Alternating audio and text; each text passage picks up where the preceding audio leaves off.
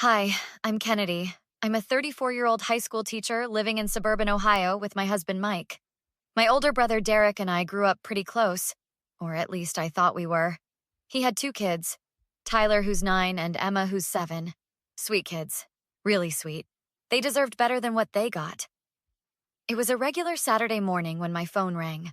I was grading papers at the kitchen table. Hey, Kennedy? It was Derek's voice, but he sounded off, tense. What's up? Can you pick up the kids from the Westfield Mall parking lot? I've got an emergency at work. I frowned. Why are they at the mall parking lot? Where are you? Can you get them or not? I'm 20 minutes away already. Something felt wrong. Derek, what's going on? Why would you leave them? Kennedy, I don't have time for 20 questions. Are you coming or not? Yes, fine. I'm leaving now. I grabbed my keys, my stomach churning. When I pulled into the lot 15 minutes later, I spotted them immediately. Two small figures sitting on a curb near the main entrance, huddled together. Emma's face was red and puffy from crying. Tyler had his arm around her, trying to look brave, but his eyes were scared. I parked and rushed over. Tyler! Emma! Are you guys okay? Emma burst into fresh tears and threw herself at me. Tyler stood up slowly, his jaw tight like he was fighting to stay composed. Sweetie, what happened? I knelt down, holding Emma while looking at Tyler. Dad left us here, Tyler said quietly. His voice cracked. We forgot his wallet at home. He was so mad. He left you? What do you mean he left you? Emma sobbed into my shoulder. We were supposed to get new shoes. Tyler and me, we were playing in the car, and we forgot to bring Dad's wallet from the kitchen counter when he asked us to grab it. Tyler continued, his voice shaking with suppressed anger and fear. Dad started yelling, like, really yelling. He said, "You want to forget important things? Fine. You can stay here and think about what you did while I go back and get it myself." He just drove away? He said we could learn some responsibility, Tyler said, making air quotes. He told us to sit right here and not move. That was almost an hour ago. My blood went cold. An hour? You've been sitting here alone for an hour? 53 minutes, Tyler said. He showed me his watch. I've been counting. A woman approached us, middle-aged, concerned-looking. Excuse me, are these your children? My niece and nephew, I said, standing up with Emma still clinging to me. Oh, thank God someone came. I've been watching them from the coffee shop over there. I was about to call the police. No child should be left alone like that. I know, I said grimly. Trust me, I know. The older one, she gestured to Tyler. He kept telling his sister that their dad would come back. But when that man drove off, she shook her head. He was angry, really angry, shouting at those babies before he left. Did you see what happened? I heard him yelling something about learning consequences and being more responsible. Then he just drove off and left them sitting there. She handed me a business card. I'm Rebecca Martinez. I wrote down everything I saw, including the time and his license plate number, just in case you need it. I took the card with trembling hands. Thank you. Really. After she left, I loaded the kids into my car. Emma had finally stopped crying, but she wouldn't let go of my hand. Tyler sat in the back, staring out the window with that same tight-jawed expression. Tyler, buddy, I need to ask you something, I said gently. Has Dad ever done anything like this before? He was quiet for a long moment. Then, sometimes he says he's going to, when we mess up, but he's never actually done it before. Not for this long. My phone buzzed. Derek. Where are my kids? They're with me. They're safe. No thanks to you. Good. Tell them they need to think about... Derek, we need to talk. In person. Now. I'm busy, Kennedy. Just drop them at home later. No, I said firmly. We're coming to you. Where are you? He sighed heavily. I'm at home. Fine. Come over. But don't start with me, Kennedy. You don't know what it's like raising kids who don't listen. I hung up without responding.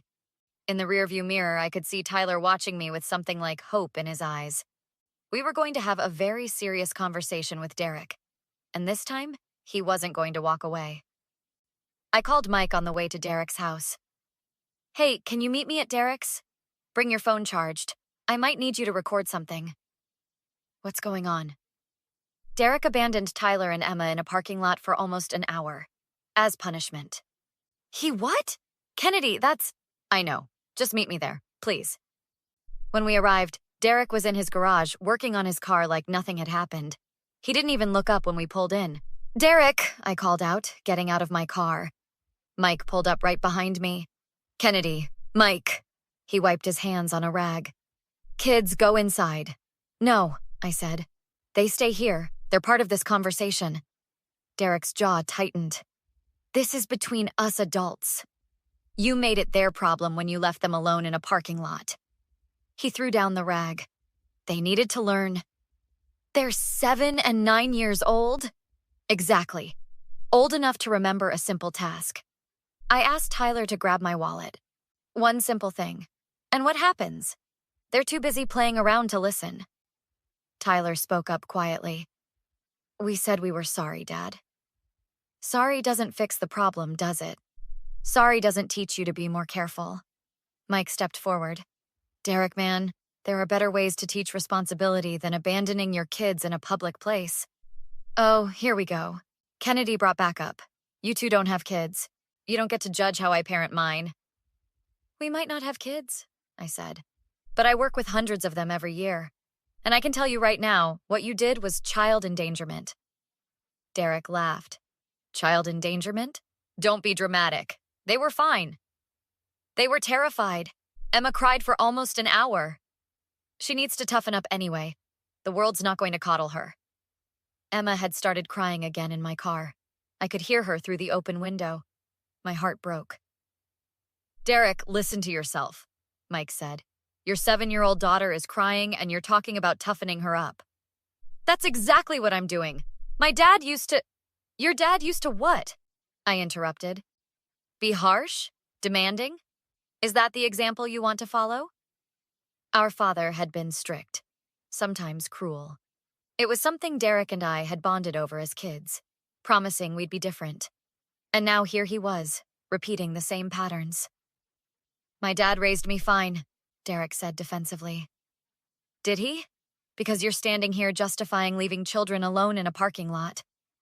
A neighbor, Mrs. Chen, walked over from across the street. Everything okay here? I heard shouting. Everything's fine, Derek said quickly. Actually, Mrs. Chen, I'm glad you're here, I said. Were you home earlier today, around 10:30? She nodded slowly. Yes, I saw Derek loading the kids in the car. He seemed upset. Did you hear what he said to them? Derek stepped forward. Kennedy, don't. He was yelling, Mrs. Chen said quietly. Something about them being irresponsible. The little one was crying already before they even left. Thank you for telling me that, I said. Mrs. Chen, this is a family matter, Derek said, his voice taking on a warning tone. She looked at him, then at the kids in my car, then back to me. If you need me to tell anyone else what I saw, you let me know. She walked back to her house, but I saw her glance back several times. Mike pulled me aside. Kennedy, I think we need to call someone. I know, but I want to try talking to his ex-wife first. She needs to know. Derek overheard. You are not calling Sarah. She already has enough ammunition against me. Ammunition? Derek, she has custody concerns, and now I understand why. This is one incident, one time, and suddenly I'm a terrible father? Tyler got out of the car. His hands were shaking, but his voice was steady. It's not one time, Dad. Everyone went quiet. What? Derek's face went pale. You always say you're going to leave us places when you're mad. You locked me in the garage last month when I broke your drill. You told Emma you'd drop her at the fire station if she didn't stop crying during that movie. Tyler, stop lying. I'm not lying! Tyler's voice cracked, tears finally streaming down his face. You're always threatening us. You say we're burdens. You say you wish you'd never had kids. You said that last week, Dad. You said it right to my face. I felt like I'd been punched in the stomach. Mike put his hand on my shoulder. Derek's face had gone red. Get in the house, Tyler, right now. No, I said, putting myself between them. He's not going anywhere with you. Kennedy, they're my kids. And you endangered them. You emotionally abused them. It's over, Derek. Over? What are you? I'm calling CPS and Sarah. And if I have to, the police. Derek stepped closer, his voice dropping to something dangerous. You do that, and you'll regret it, Kennedy. I promise you that. Family loyalty means something. So does keeping kids safe, Mike said, pulling out his phone. And Buddy, you just threatened my wife. That's on recording. Derek's face twisted. You recorded this? Every word since the threat, Mike confirmed. Derek looked around, at me, at Mike, at Tyler standing brave with tears on his face, at Emma crying in the car. Something in him seemed to crack. Fine, he spat. Take them. Ruin my life. But remember, Kennedy, you started this. No, I said quietly. You did. The moment you drove away from your kids in that parking lot. Sarah arrived within 20 minutes, and the confrontation exploded immediately. He did what? She grabbed Tyler and Emma, checking them over. You left them alone? For an hour? Sarah, you need to calm down, Derek started. Don't tell me to calm down. Our children, Derek, in a parking lot. They needed to learn responsibility. They're 7 and 9, Sarah's voice shook with fury. What is wrong with you? Nothing's wrong with me. You coddle them too much. That's the problem. Coddle them? I protect them. There's a difference. I stepped in. Sarah, Tyler told us this isn't the first time. Derek's been threatening them for months. Sarah wheeled on Derek. Is that true? Tyler's exaggerating. Tyler doesn't lie. Sarah got in his face. Unlike you. We talked about your anger in counseling, Derek. You promised you'd get help. I don't need help. I need my kids to listen. By terrorizing them? Sarah pulled out her phone. I'm calling my lawyer. And the police. Derek's face went dark. You call the cops, Sarah, and I'll make your life hell. I'll fight for full custody. I'll tell them you're unstable. Go ahead, Mike said, holding up his phone. That threat's on recording, too. You're recording me? In my own driveway? Your driveway where you just threatened 2 women, I said coldly. Keep talking, Derek. You're making this easier. Tyler stepped forward. Dad, why are you doing this? Why can't you just say you're sorry? I don't owe anyone an apology. Least of all you after you lied to these people. I didn't lie. Tyler's voice cracked. You locked me in the garage. You threw my trophy. You told Emma she was stupid. Emma nodded, crying. You did, Daddy. You said I was too dumb for 2nd grade. Derek's hands clenched into fists. For a moment, I thought he might actually hit something. Mike moved between him and the kids. Don't even think about it, Mike warned. I want all of you off my property, now. Gladly, Sarah said. She was still on her phone. Yes, officer? I need to report child endangerment. My ex-husband abandoned our children. Derek lunged toward her, trying to grab the phone. Mike caught his arm. That's assault, Mike said. On recording. A police car pulled into the driveway. Derek went pale. Officers, I want to report harassment, he started. Sir, we're responding to a call about child endangerment, the first officer said. We need to speak with the children. Tyler stepped up, Emma beside him. Their courage broke my heart. He left us in a parking lot, Tyler said clearly, for almost an hour, because we forgot his wallet. The officer knelt down. Can you tell me exactly what happened? While Tyler explained, Derek tried to interrupt repeatedly. Each time, the second officer stopped him. Sarah provided Mrs. Martinez's contact information and the witness statement. Mike offered his recordings. Mrs. Chen came back out to confirm what she'd heard and seen. When everything was documented, the first officer turned to Derek. Sir, we're placing you under arrest for child endangerment and terroristic threats. This is insane, Derek shouted as they cuffed him. Kennedy, tell them this is a mistake. We're family. I looked at him, really looked at him.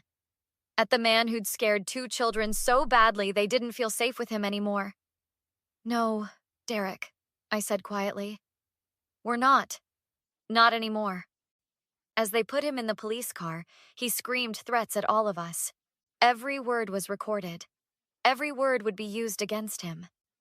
Tyler and Emma watched silently, holding their mother's hands. When the car pulled away, Tyler looked up at me. Did we do the right thing, Aunt Kennedy? Yes, buddy, I said, kneeling down to hug them both. You were so brave, both of you. Sarah was crying. Thank you for believing them, for protecting them. That's what family does, I said. Real family. The court hearing happened 3 weeks later. Derek's lawyer tried to minimize everything, calling it one incident and a stressed father's mistake. Then the prosecutor presented the evidence, the recordings, the witness statements, Tyler's testimony about the pattern of threats and emotional abuse, Emma's description of living in fear of her father's anger. The judge listened to everything, her expression growing harder with each piece of evidence. Mr. Peterson, she finally said, your actions demonstrate a pattern of using fear and intimidation to control your children. That's abuse, not discipline. Derek tried to speak. Your Honor, if I could explain, you've explained enough. Supervised visitation only, mandatory anger management and therapy. One more incident and you lose even that. Sarah squeezed my hand as we left the courthouse. The kids are safe now. But Derek wasn't done. 2 weeks later, he showed up at my school. Security called me to the lobby. Derek looked terrible, unshaven, exhausted. Kennedy, please, just 5 minutes. I nodded to security to stay close. Talk. I'm sorry, I'm getting help. Therapy, anger management, everything. Can't we fix this? Fix what, Derek? Us, our relationship. You're my sister. I was your sister. Then you threatened me for protecting your kids. I was angry. I didn't mean it. You meant every word. And when I didn't accept your apology just now, what were you going to do next? Threaten me again? His face flushed.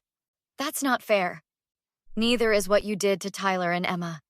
Life's not fair. You taught them that lesson. Now you get to learn it. So that's it? You're cutting me out?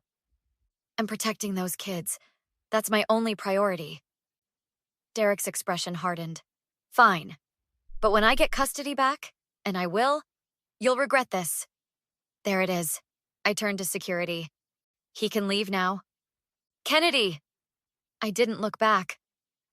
That evening, I met Sarah and the kids at a park.